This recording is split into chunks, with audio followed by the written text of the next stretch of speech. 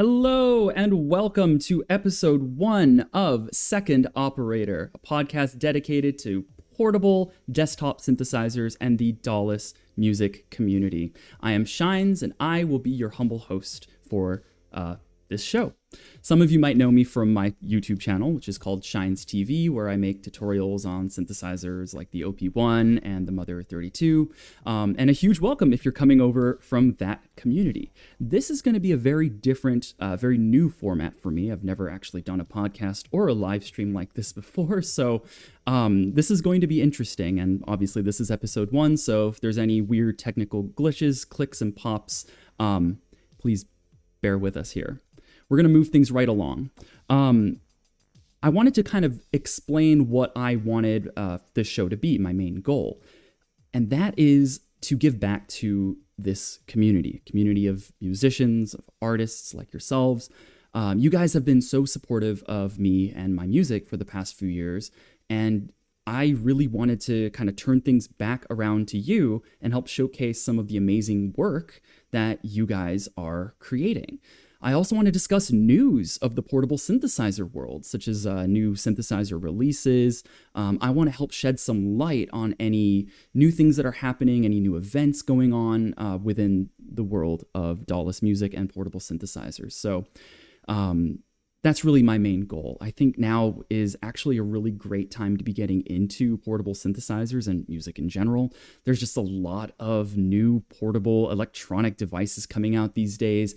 And in the synthesizer world as well, you have things like the Korg Volcas, you have the Roland Ira series, and of course you have tons and tons of teenage engineering stuff. But what actually makes this decade special is that we're now starting to see the rise of small, independent, call it DIY synthesizer makers.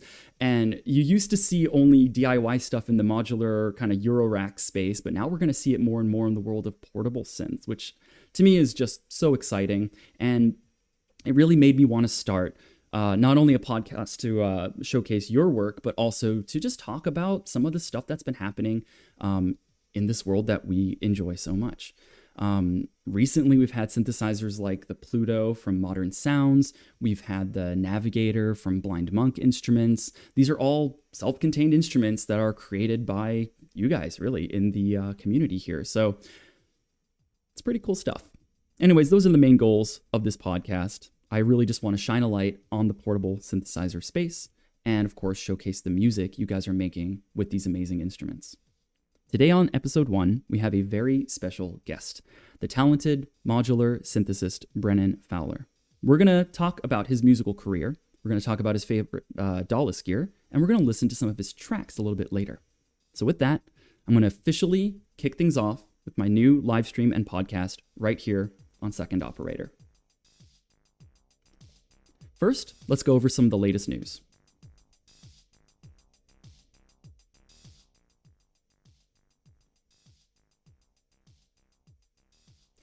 My first news story has to do with something that I'm pretty sure all of you are very familiar with. It is MIDI. If you could believe, MIDI has now been around for 40 years.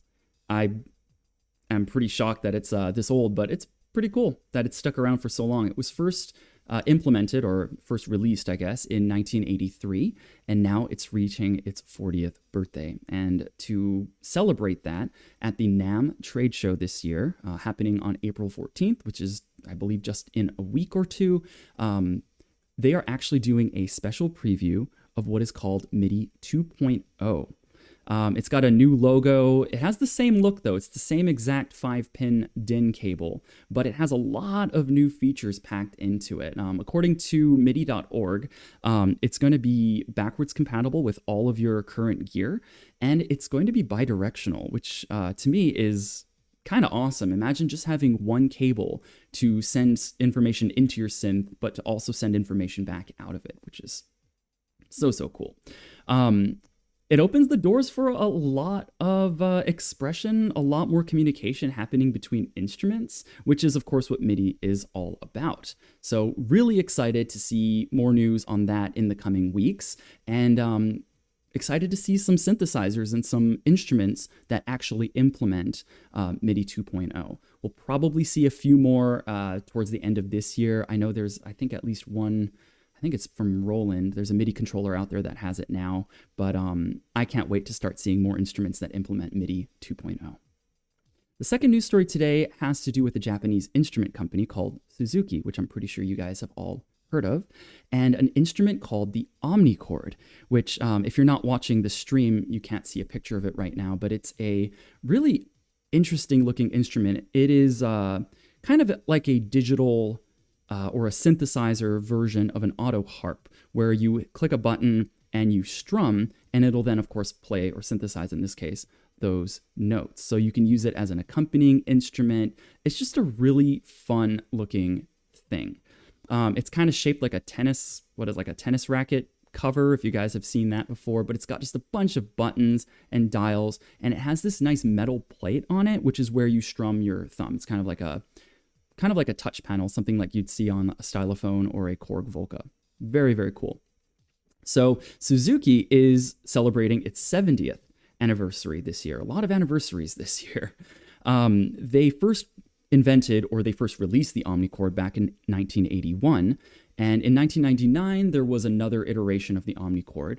And what they're doing this year to mark their 70th anniversary is they are actually introducing a brand new version of the Omnichord. We don't know if it's a redesign completely or if it's just kind of like a throwback, if you will. But either way, it's super exciting that we're getting a new version of the Omnichord. Did not think that would happen. I, for one, am hoping for a compact version of the Omnichord with maybe some MIDI, some external sequencing capabilities. I mean, a guy can dream, right? So that's Suzuki for you. My last bit of news is actually about a newcomer to the sampler/looper space. It is this adorable synthesizer called the Chompy. It's currently live on Kickstarter. I believe it is a Kickstarter from Washington State. They had a goal of raising $30,000, but it has now reached over $1 million. So there's a lot of love for this little synthesizer. And again, if you're not watching the live stream, it is a small kind of a rectangular black box, but I believe it also comes in pink, which is pretty cool. And it sort of looks like an OP1 had a baby with a Keychron mechanical computer keyboard. All of the little playable keys on it are chunky computer keys. And according to their Kickstarter page, you're going to be able to pull these off and stick new ones on there. Very similar to those very popular mechanical keyboards you see on people's Instagrams these days. So really cool. It's got a bunch of dials and other buttons on it, really colorful buttons. There's a bright purple dial, and it's got a lot of cute imagery on it, little characters, it looks like little eyes, things of that nature. But everything just looks so friendly and adorable. And of course, it's got a handle on the back. I mean, that's just icing on the cake there. That is a very beautiful looking keyboard. Apparently, it's got an onboard microphone that you'll use to record sounds, and then you'll, of course, click the keys to then play them back. And I think that purple dial is to maybe fast forward and rewind your samples. It just seems like a pretty versatile instrument, both, in its use, but also aesthetically, with you being able to change out some of the keys. So I actually think it's the only keyboard or the only synthesizer out there you can really do that to. So really interesting idea there. And of course, this is another one of these examples of a synthesizer that's made by the community, by the synthesizer enthusiasts that are out there that know how to, code a little bit, that know maybe messed around with some breadboards and stuff. But it's just really cool. It really is uplifting to see that these new devices are starting to make their way to us, whether it be via Kickstarter or other types of releases here. One more little tidbit about this keyboard, aside from it being really adorable and a really cool thing to add to your desktop arsenal here. Apparently they are working on a user upgradable kind of a hardware mod where you can actually insert a battery into it, and it'll then be completely portable. You'll be able to have a lithium ion rechargeable battery on there. Very, very cool stuff. So that's all the news we have for today. And now we're going to go ahead and move it into our guest interview. I would like everyone to give our very first guest ever a very warm welcome to the podcast. We're going to be talking with Brennan Fowler today. He produces and performs his own music using analog hardware, modular synthesizers as well. He's got influences stemming from Brian Eno, Aphex Twin, Flying Lotus. You're going to see him playing everything from beat-driven tunes to generative ambient vibes, as you will hear. He's also been a driving force in the synthesizer community here in North Carolina. He's organized events such as Modular on the Spot Greensboro, among other synthesizer meetups and shows. Let's go ahead and bring him on. Brennan, welcome to the show. How are you doing today? Good. How are you? Doing awesome. I'm so happy to have you on the show as my first guest. This is super, super exciting. Welcome to the podcast. Yeah, thank you for having me. Absolutely. Let's go ahead and just get started here. Do you want to just take a second to maybe introduce yourself, tell us a bit about your background, where you're from, and really in general, how you got into music? So, my name is Brennan Fowler. I'm from Greensboro, North Carolina, born and raised. I got started in music kind of young, probably around 15, I'd say. Maybe even earlier than that, I started playing drums, and soon after that got into keyboards and joined a band. And the rest is kind of history. I've been kind of blooping along the way ever since. I don't think I've ever heard a drummer moving into keyboards before. That's pretty unique. Yeah. I played drums for a while by myself. So no one could hear me or, get annoyed. And then I moved on to guitar. My dad bought me a guitar, played that for a while. Always really liked the guitar. And I was playing with a friend, and he had a keyboard, and he's like, "Hey man, have you ever tried playing keyboard?" I was like, "No." And I plucked around a little bit on it. He said, "Man, you should really give that a try." And soon after that, I bought a Korg micro Korg, and that's kind of what started my synth keyboard journey. Nice. That's awesome. I mean, I've heard you play synthesizers live, and man, you shred. Absolutely shred. And I don't know if you were able to shred much on the micro Korg, because those keys are so small that I don't know. Tiny. Yeah, they're very not sensitive. But that is super cool that you got a micro Korg. So that was your first synthesizer. So did you do any patching, tweaking, any sound design on there? Yeah, I think that's kind of where I fell in love with synthesis, is surfing around on those patches for so long and being like, okay, well, how are these made and how can I make them my own? Mm-hmm. So I started altering them a little bit. And I just got to the point where I was hearing all those sounds everywhere. And I was like, I really want to make my own sounds. And I mean, to be honest, the mod matrix in the Korg micro Korg is pretty cool, and you can do a lot with it. Yeah, the micro keys are micro keys, but I got small hands, so it never really bothered me. Wow.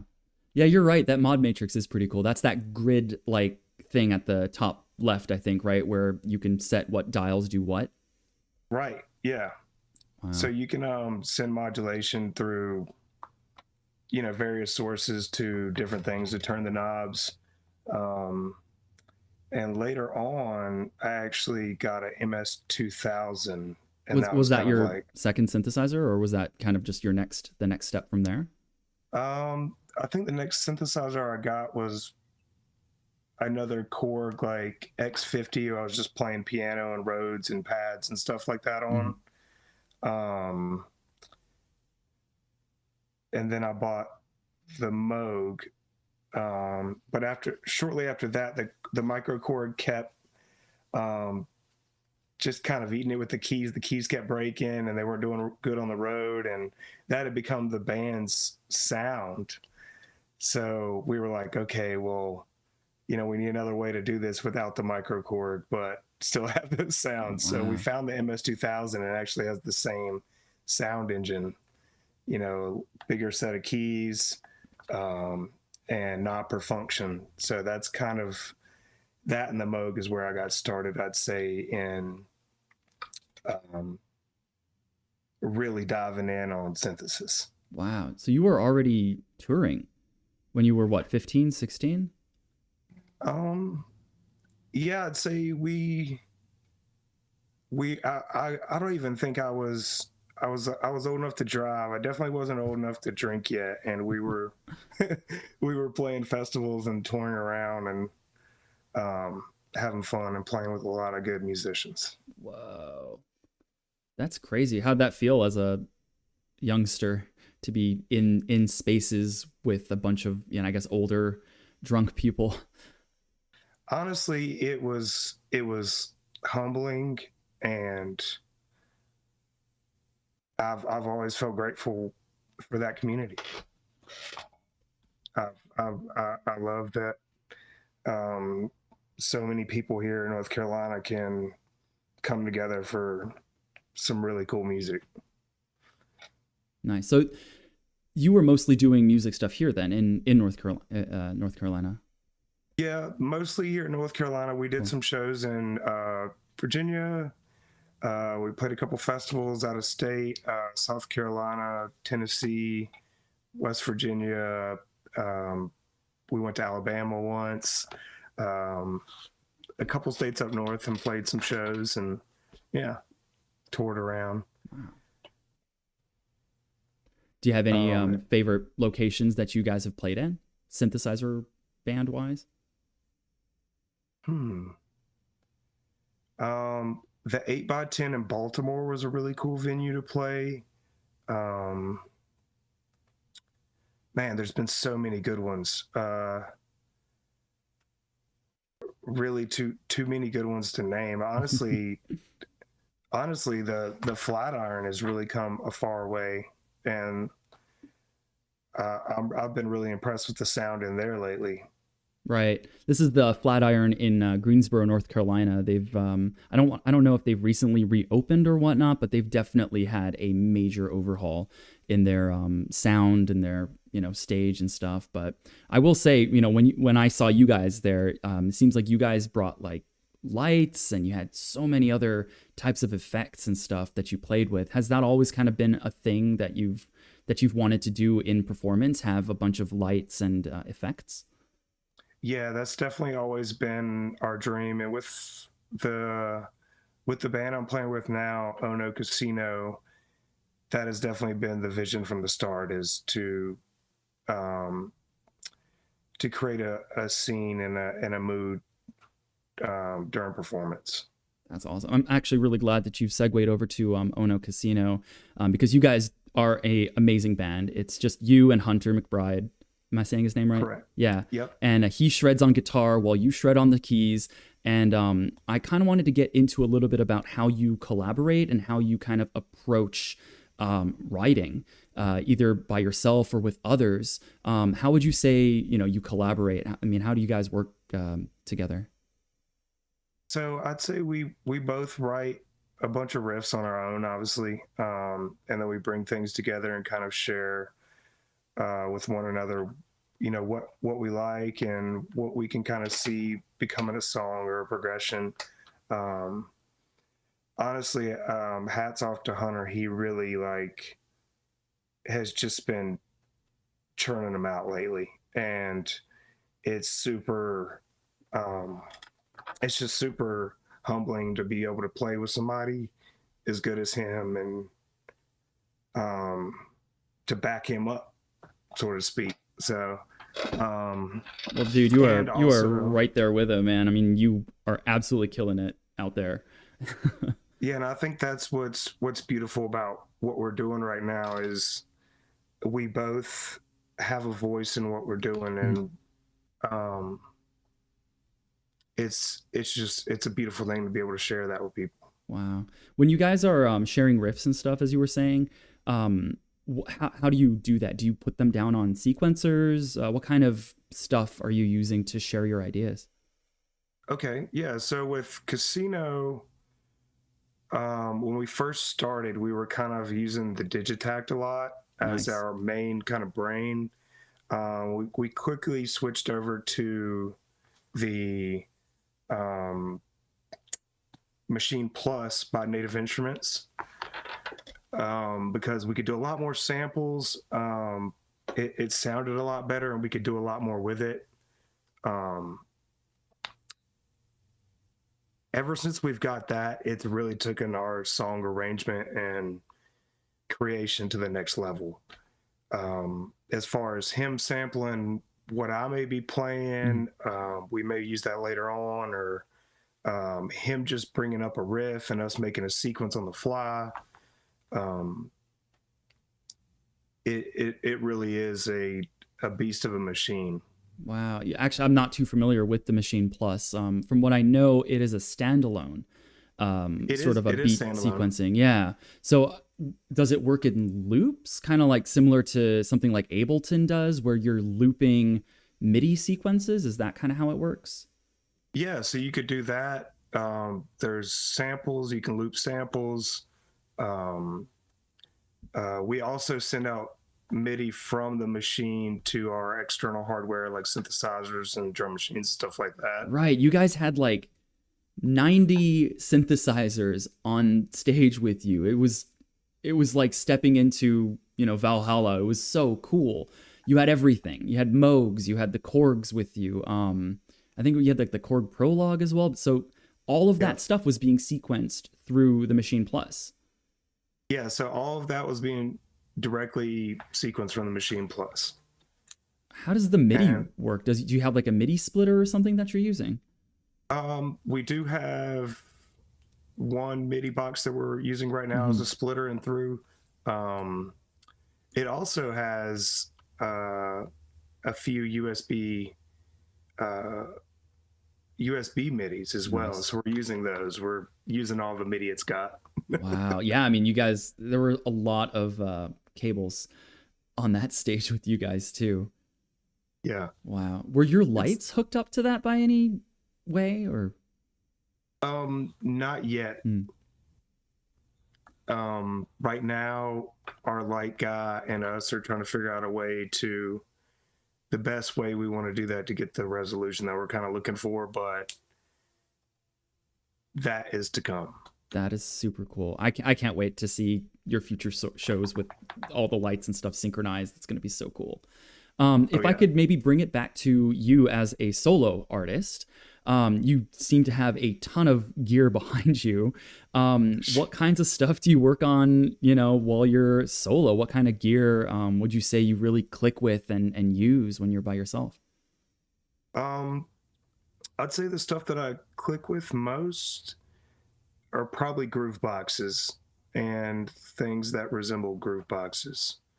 Um, I think it's just from being in bands for years that it's kind of built in me to make songs.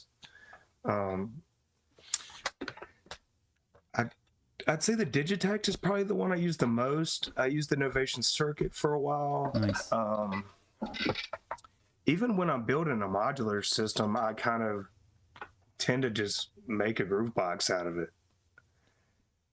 So that, and I think the reason for that is to have all my tools in one place and Mhm. to be able to go anywhere I want, from ambient to um, house or techno, whatever it may be. Nice. So would you say you're still kind of a drummer at heart? Kind of that's your starting point? You know, I go back and forth. It's either the drums or I'll start with a melody. Um, I'm pretty big on starting on the melody and kind of figuring out where I want to go from there. Oh, that's cool. That's like almost like classical music where you pick a theme and then kind of, work uh magic around that. Sure, yeah. Wow. Yeah. Oh, that's interesting because we actually have two examples of your music here tonight. And the first one is call it an ambient piece on the Korg Wave State. and the second one is more of a modular percussive type thing that we were just talking about here. So I'll come and play the wave state one first, Okay. and maybe we can talk a little bit about how you came up with that. But would you say this is maybe an example or a good example of your more melodic type pieces? I'd say so. I'd Okay, say so, definitely. Yeah. cool. All right, let's check this one out. We're going to go ahead and play Ondas. Did I get that right? That's right. Okay, cool. We're going to play Mhm. Ondas by Brennan Fowler right here on Second Operator. Give me just 1 second.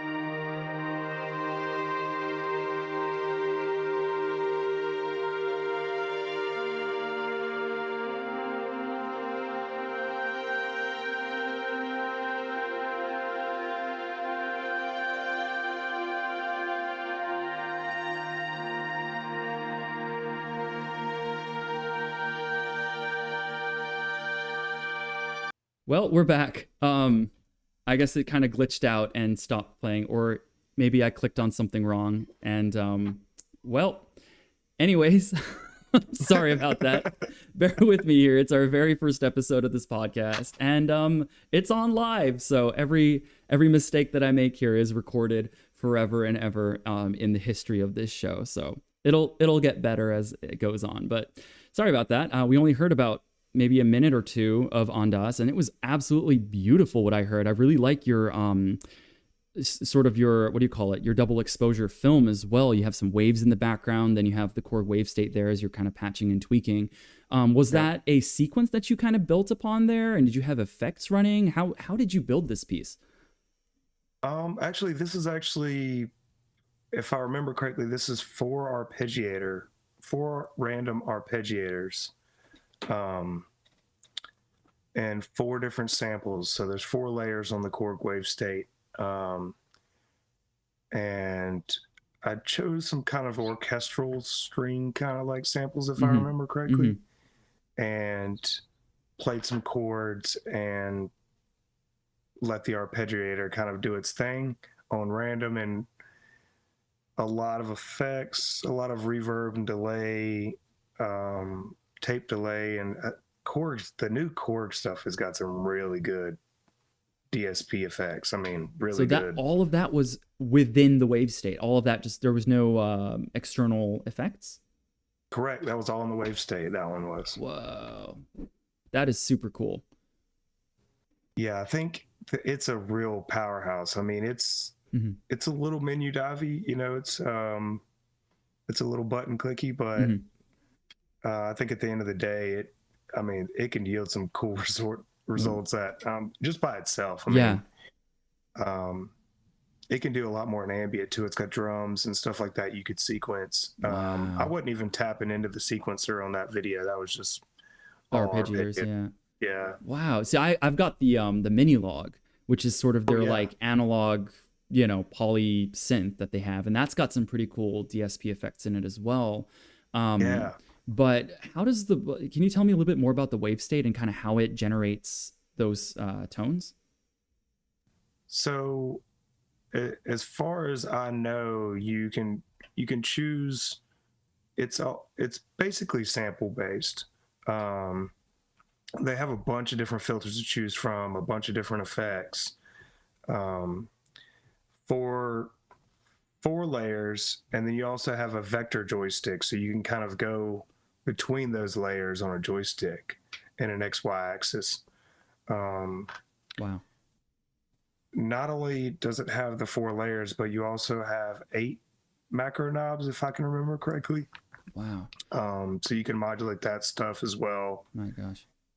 The effects in it again are, I mean, really take it home, I think. Wow. Yeah, I don't know if mind you, I haven't played it in a little bit here, but I don't remember whether or not the Minilog has a tape delay built into it. But I gotta like get that thing back on and kind of dive into it a little bit further.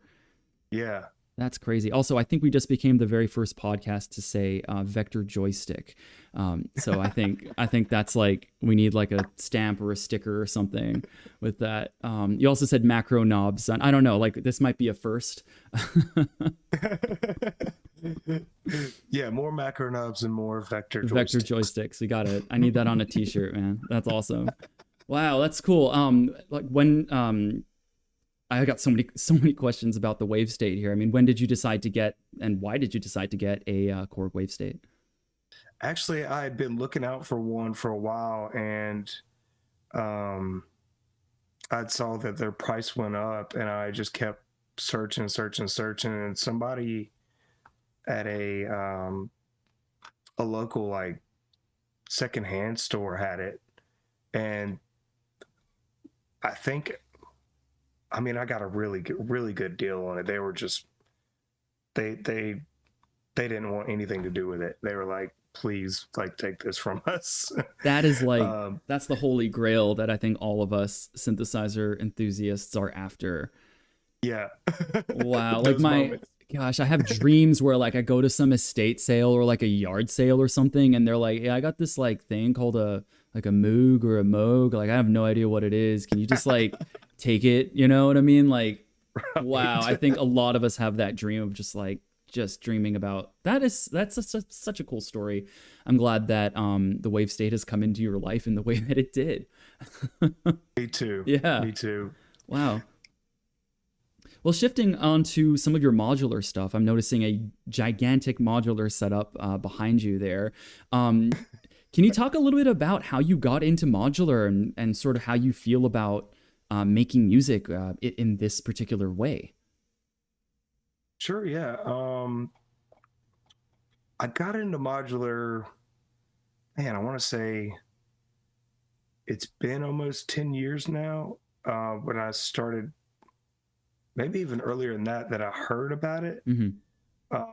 I could never, I couldn't afford it. I just thought it was unobtainable. Mm-hmm. So I always dreamed of having it and looking online and stuff like that. Eventually, I want to say it's 2016, 2017, I got my first module and bought a rack. And then I just kind of got sucked down the rabbit hole from there.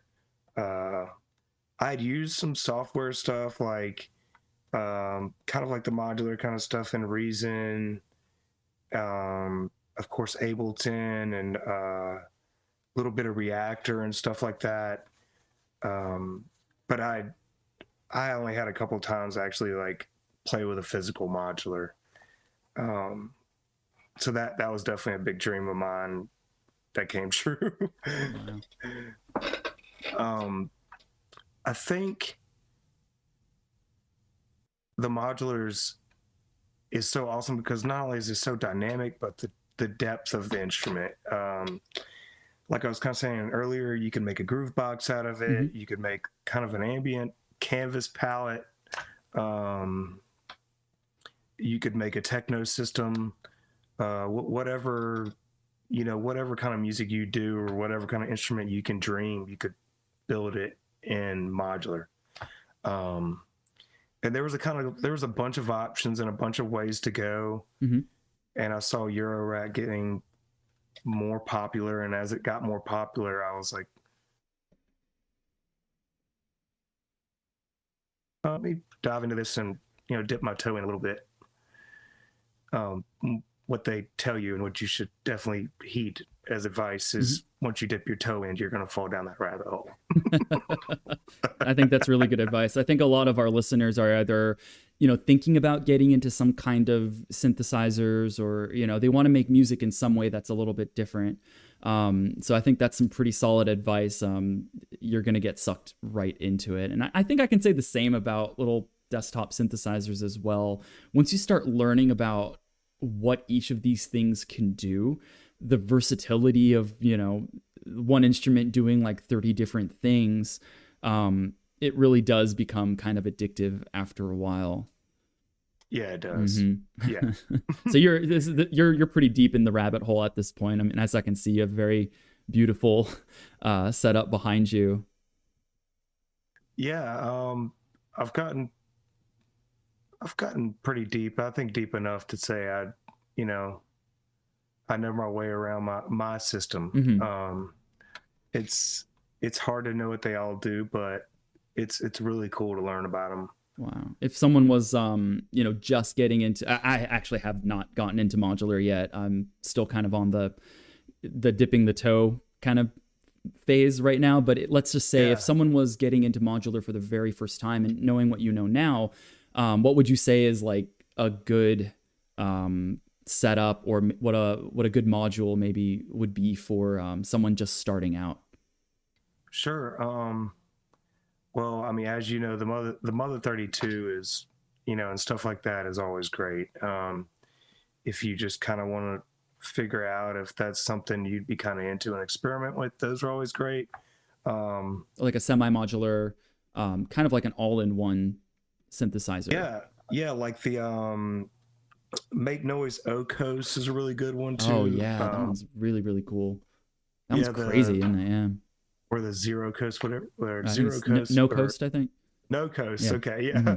So the No Coast and the Moog Mother 32 and stuff like that, I really think are great. But I think after doing all said and done, if I were to go back and to do it all over again, I think I would just fork it over, buy a case or either a small skiff, a small little palette, and buy a few modules. It's just a few necessities. I think the mutable instrument stuff is great. It's probably my favorite stuff. I think it's the most easiest to use. It sounds great, and it's really easy to like get to know. Cool. I think I see a bunch of those behind you, actually. Yeah. Right. Like I can tell it's those beautiful multicolored knobs with the white kind of background, right? That the plate. So yeah, really, it's like instantly recognizable. If you're in modular, you're probably gonna either own or at least know what these mutable things like rings and plats, and I don't particularly know my modules too well, but I've definitely seen my fair share of those at some of these meetups.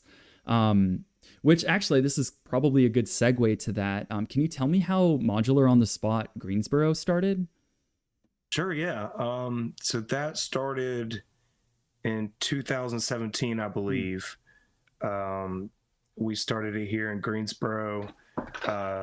Essentially, I just reached out to Banna and Eric from Modular on the Spot, and I said, hey, what do you guys think about us starting a Modular on the Spot here in Greensboro? And they said, sure, do it. They said it just has to adhere to 3 rules, which is always free, always outside, and always modular. So since then, we've been kind of on and off doing mods in Greensboro. When pandemic hit, we kind of moved locations a couple times. We were down at the park, Center City Park. We were in Greensboro, and we're also in LeBauer Park. And then we moved down to Joymongers, to what we call Lo-Fi Park. And now we're actually creating another Modular on the Spot here in Raleigh, North Carolina. So that is going to be our next iteration and the next place that we go. Dude, that is super exciting. I can't wait to see Modular on the Spot in Raleigh next. Wow. How about, so you are, sorry, let me rephrase. You also run a couple other synthesizer meetups. I think Pint and Patch is one of yours as well. Is that correct? So we have Patch and Brew, I'm also really good friends with Brent, which we throw Pint and Patch, as well as our new one, which is called Meet and Bleep.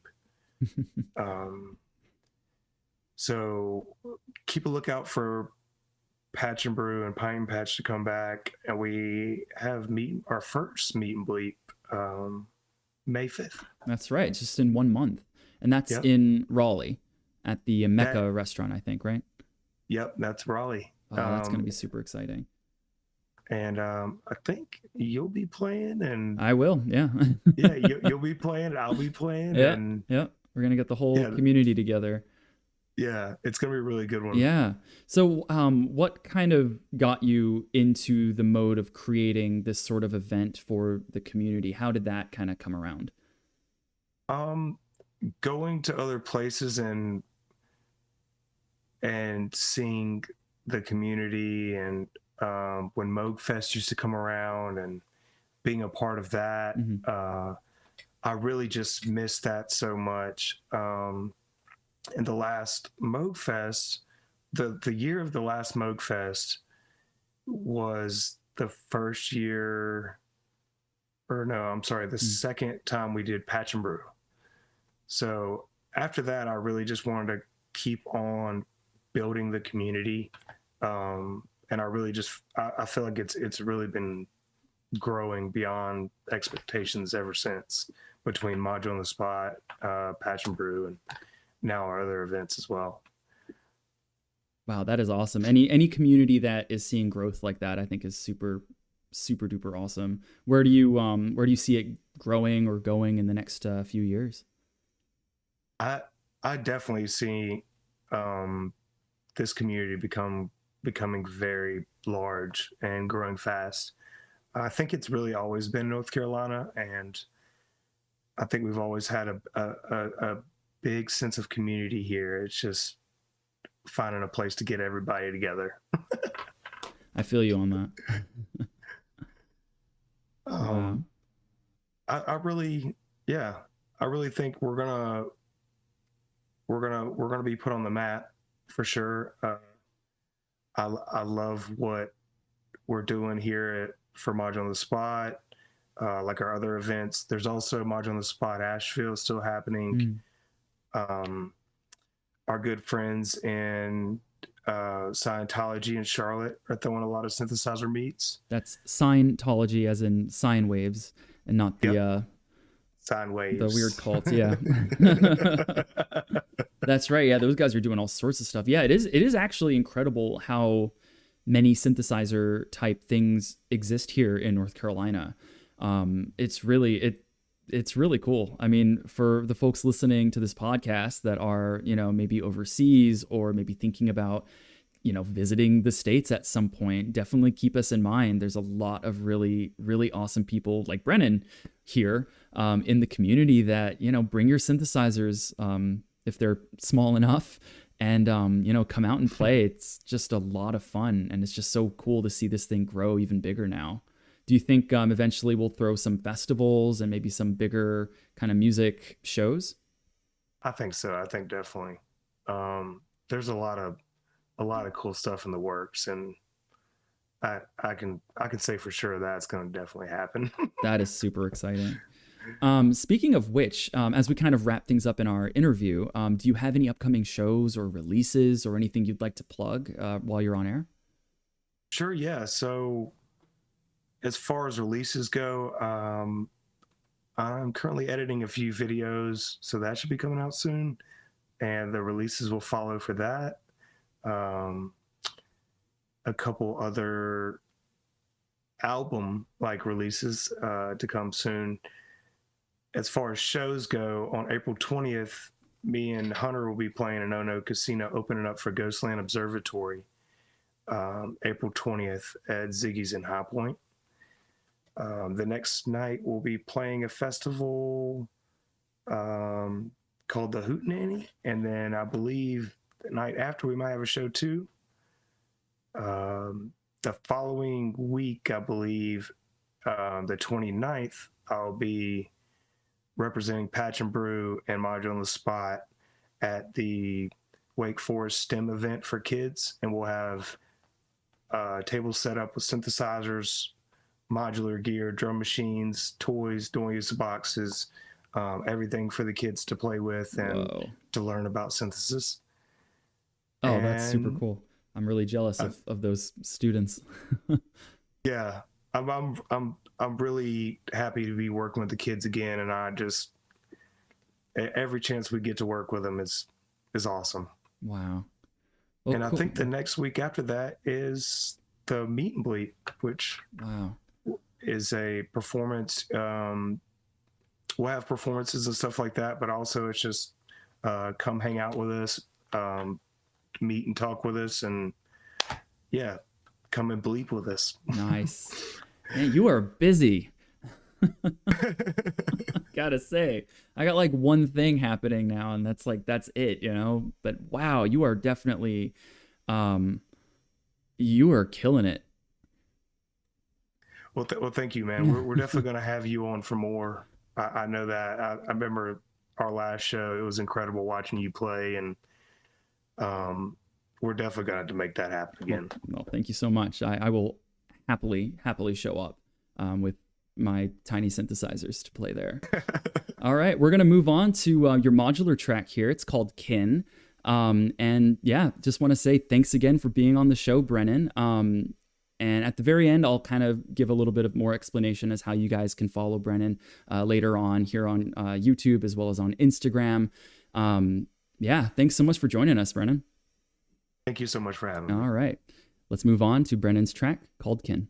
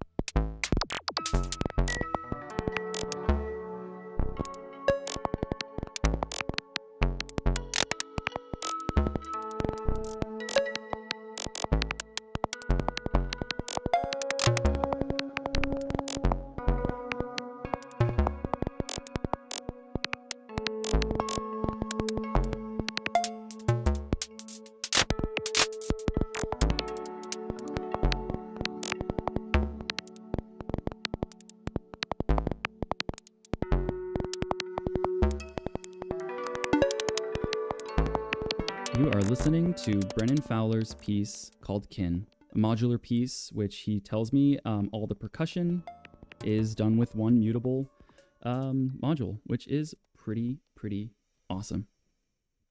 Thank you so much for joining us here on Second Operator. You can follow Brennan Fowler right here on YouTube as well as on Instagram at @BrennanFowlerIB. Brennan Fowler Rib on Instagram. So definitely check out his stuff. You've been listening to Second Operator. Thank you so much for joining us on this live stream and being part of this awesome community. It's just getting started, and I'm just so happy to have shared it with you guys that are right here, right now, watching it live. And of course, everyone listening to this later on, I really appreciate you guys checking out this podcast as well. If you want to get in touch with me, or if you have any news or community shout outs that you want to get out there, please connect with me on Instagram at second.operator. You can also find me on Twitter at second_operator. I had to get a different handle there for some reason. You can find us also right here on YouTube at youtube.com/@secondoperator. And eventually you'll be able to find us on every podcast platform in the universe. If you want to go ahead and support our show, we are actually on Patreon now at patreon.com/secondoperator. There's actually currently 2 Patreon tiers available, and both tiers are going to get a pretty cool Second Operator sticker. So if you're interested, please go check that out. It would mean just the world to me if you did. I haven't printed the stickers yet, and I really want one too. So as soon as the first person signs up, I get to print them, and then I get one too. So it's a win-win for all of us.